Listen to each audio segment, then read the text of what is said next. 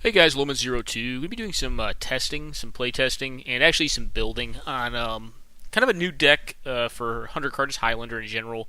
And it's Food Chain is what I'm trying to do. It's a Food Chain combo deck. So this is the opening hand of my fishing attempt number 1 with the deck. It's got decent interaction against mid-range with Toxic Deluge. Then it's basically got 3 tutors, a Worldly Tutor, Demonic Tutor, and Green Sun's Zenith. So I think this is a keeper.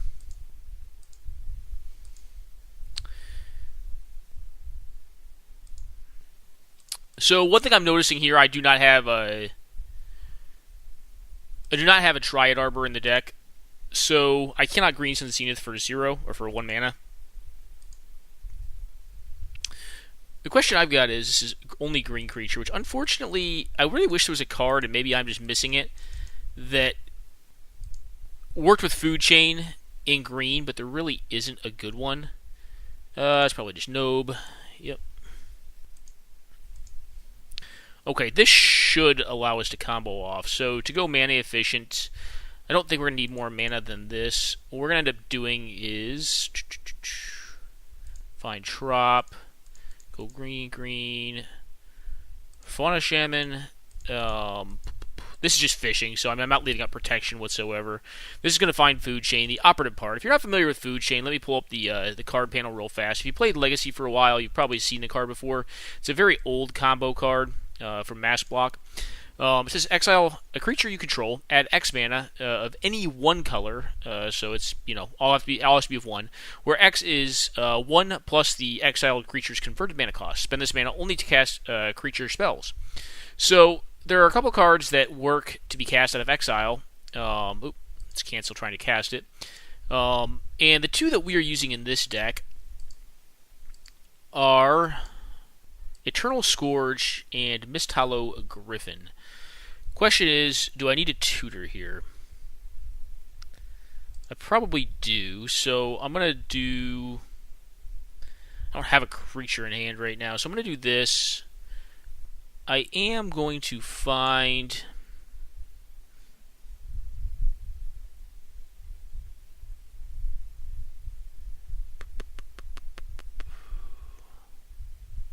The one issue I'm going to run into here is, unless I draw a creature, it's going to be tough for me to tutor again with my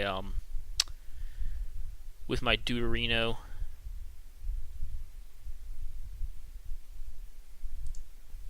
So you get Scourge here.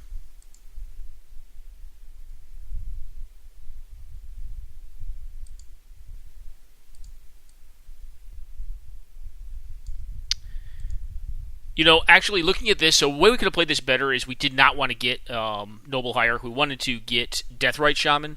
Deathrite Shaman would allow us just to dump this thing in the bin, find the Emrakul, exile it, although that would take us off mana for a kill this turn. But I think I would have liked that play better. I think Deathrite Shaman is more strategically important. So we can't quite kill this turn, can we? I think what we do here is just get rid of the Scourge. Do I want to pick up Emrakul yet?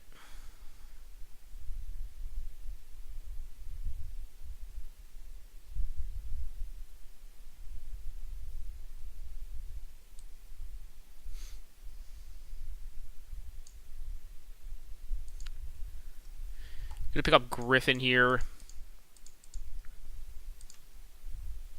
Now we have infinite mana. Like, that is the thing we have right now, because we can exile both the creatures in play and get enough mana to cast the Griffin. And actually there, we hit a creature, so we'll just get rid of this. And now you get to see how this lovely little combo works. Not the most elegant win. I may have been able to do it a turn faster had I fetched, I think, better with the Green Sun Zenith. But what you do is you cast out your Misthallow Griffin, exile it with Food Chain, making blue mana, because you're going to be recasting this card a bunch. So we net 5 mana, or we get net 1 mana off of this interaction each time. So what you do is you basically just go through and continue to exile your gentle man here. The one problem is this is pretty easily disruptible because you use the stack a bunch, so there's a lot of chances to respond. This thing does not have flash, so you can't just go through this loop without them disenchanting it possibly. But this is and I understand fully if you're looking at this and saying, well, aren't there like better decks that just use Omniscience? Yes, there are. But I kind of wanted to build one that utilized Food Chain as the combo method du jour. Another one that kind of interests me that I don't see a lot is Allurin. Allurin and Highlander is also something that kind of very much so interests me. And I have put it in one deck. I think it was like an Elves deck that had like the combo win in it. So here, we don't have to keep on casting this thing. I guess we can. We might as well have it in play. I mean, if I was playing this against someone in real life, I would not sacrifice my other creatures. I'd keep them around just in case I had to use them again. But for lulz, all right, now I can't do it. The value would kill me. And here's Emrakul for 15 mana. Note you need Misthollow Griffin and Eternal Scourge. Squee, the new version of Squee would actually work, and I think those are the 3 cards that come to mind that are playable enough in this build. And then, you get your free turn here, attack. And that is the first run at the deck. So I'm going to go ahead and close this one out. I'm going to go ahead and concede this one.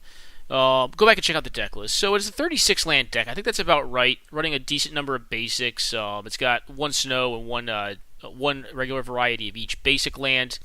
Little more lean on mana, but I also have 2 Moxen in here just to get some extra speed. Ancient Tomb is probably one of the few spicy lands. I do have 2 man lands in here as well, and a Bojuka Bog for kind of some utility. It is an 18 creature deck, so it does have a few mid-range threats. But in general, it's mid-range threats. Like if you look at like Obstinate Baloth, Thragtusk, Kitchen Finks, Eternal Witness, Nissa, they're kind of just spells, is how we're trying to use them.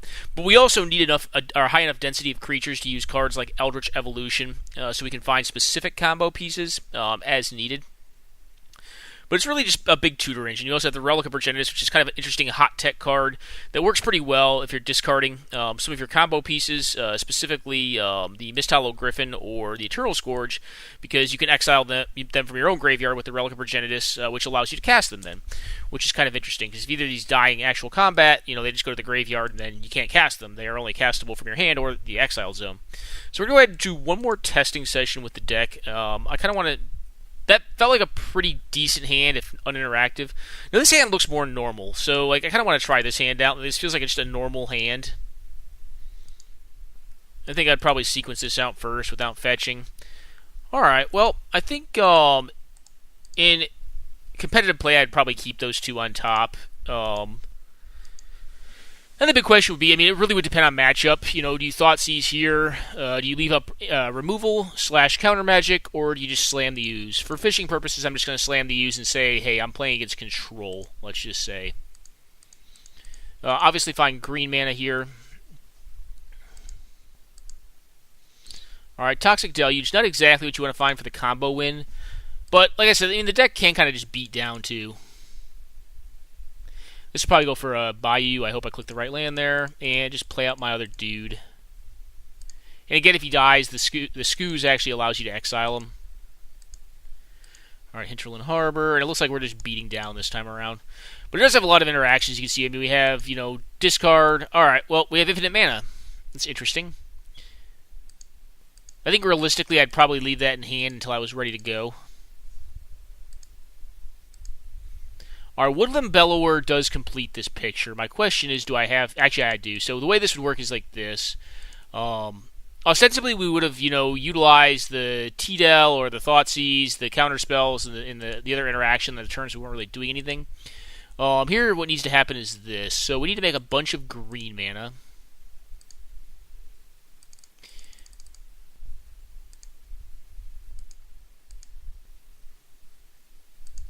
The one thing that does kind of worry me about this style of deck is there's really not a ton of hidden information. If someone sees Eternal Scourge, I assume they assume you're playing Food Chain.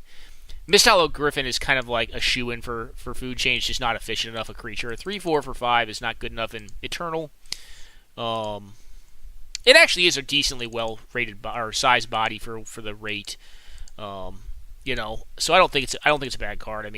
Heck, I'd probably play it in limited if there was something better in the pack for me. Alright, let's go ahead and get this Gentleman down. So what this guy's going to do is go find Fierce Empath. Fierce Empath will find the Emrakul, and then we'll continue the chain out. The one cool thing is actually I can just exile these 2 guys, because, they're, we're gonna make the assumption the opponent would be dead here. And this will just save me time. but I don't have to exile these. I can continue to go into recursion on the Eternal Scourge, ad nauseum. And there you go. There's an Emrakul again. Turn 6, pretty slow, but a lot of interaction in the hand. This is kind of more of like a combo control deck. The problem with this combo control deck that I kind of have as opposed to something like Scape Shift is that, Food Chain's kind of just clunky on its own. But then again, so is Scape Shift. It doesn't really do anything until you're actually looking to win. But all in all, I do think the build is kind of interesting. I think it's going places. I think it does work. As you can see, it may not be the fastest, but I think it's consistent at stalling the game out to get where it needs to get and then finally do its thing. The question kind of becomes, like, if you don't have Food Chain, how do you win with it, right? Because, on 36 lands, I mean, is it possible to hardcast Emrakul? Yes. Is it likely? No. I mean, I guess you could mana drain something huge like an Ugin or something and then try to cast it, but that seems kind of unrealistic. Typically speaking, I think it's going to have to win with its combo because it just doesn't have the best of threats. I mean, its threats are all kind of just utility guys. Like, Scavenging Ooze, well, a fine threat, don't get me wrong, it's still kind of a utility guy. It has Mana Dorks at 1. Deathrite can kill, but again, kind of utility. Fauna Shaman, utility. Eternal Witness, Nissa, Eternal Scourge, Kitchen Finks, all kind of utility. And then Opposite Baloth, just honestly life gain. Utility again. Like, this deck's probably going to take a beat down. Thragtusk, again, life gain, just kind of a 2-for-1 advantage card. And then Woodland Bellower, combo chain. So I'm going to run it one more time and just kind of see how it runs out a third time. And what do I think of this hand? Well, this hand is not bad. It needs to hit mana. So I think I would keep this. I think realistically I'd probably lead on Marsh Flats with the inclination if I drew another land, another blue land, to have the mana drain up.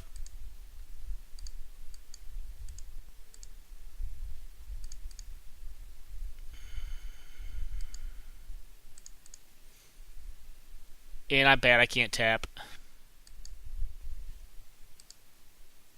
Or I can't fetch. Alright, Drift of Phantasms. Well, because we fetched so poorly.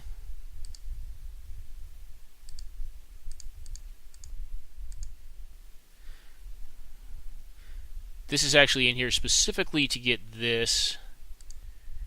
Go with this.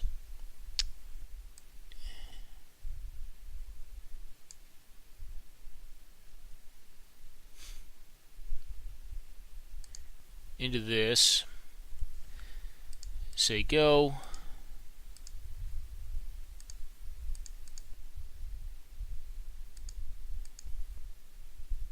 We have to remember the mana can only be used to cast creature spells. So, can I do anything relevant this turn?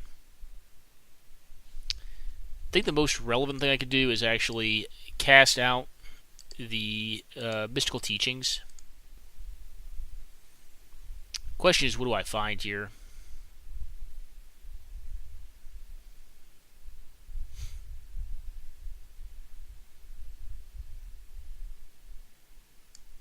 Probably Tainted Pact.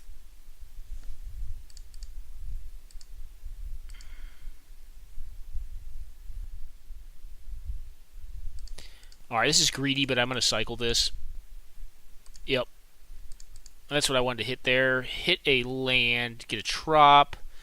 And then this would be opponent's end step. We would go for Tainted Pact. No. No.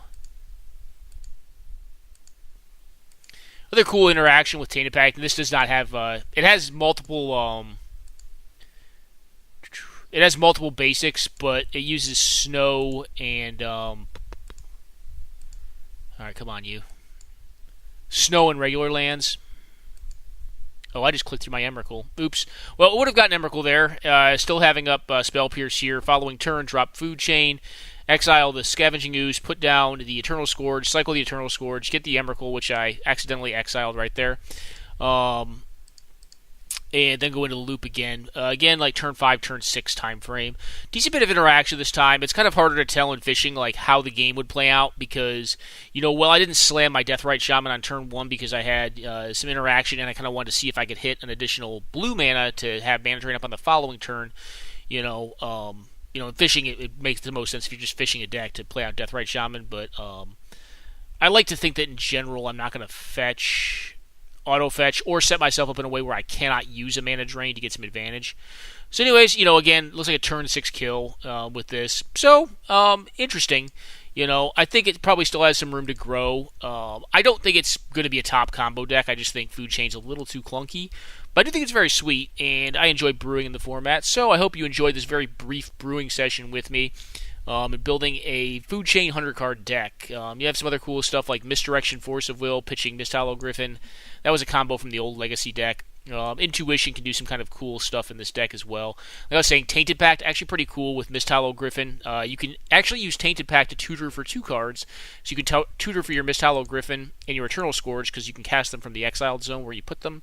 And also find your Emrakul or whatever else you want to find because this deck is only running Singleton lands, even though it does have 6 basics in it. So, all that said, pretty cool deck. I'm not sure if there's a more of a combo direction to take the deck. Like I kind of built it as a control shell with just a combo and some tutor cards in there to incidentally get to it or just win out of nowhere. And it kind of can do that. It can win out of nowhere. Do I think it's as good as like Shift? No. I think in a lot of ways this deck reminds me of how I built Shift, which is primarily as a control deck with like an incidental win card. And well, that deck can kind of sometimes screw you by just drawing the Valakut or drawing like too many mountains or something like that. This deck can screw you because it just has some like clunkers. Like it's got an Emrakul in it that it can't do anything with. It's got a Food Chain that really doesn't do much until you're ready to go off. And then it's kind of got some suboptimal threats like Eternal Scourge and Mist Hollow Griffin. Not great. I mean, I guess they're. Oh, it's a 3/3, not a 3/4. Neither of them are horrible. I mean, like a 3/3 flyer is okay. A 3/3, is fine for 3. But they're not great. They're really in there just a combo. So it just has some clunkers in it, as opposed to being like, a well manicured control deck in Bug.